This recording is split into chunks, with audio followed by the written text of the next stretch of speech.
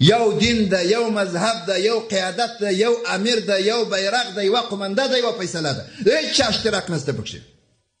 ټول خلک دې په دې پوه اوسي. د اسلامي امارت په کړنلاره د اسلامي امارت په فیصلو کې د چا دخل نشته.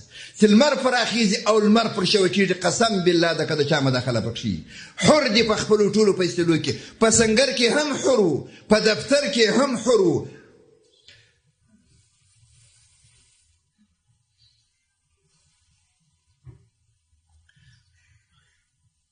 په زندان کې هم حر.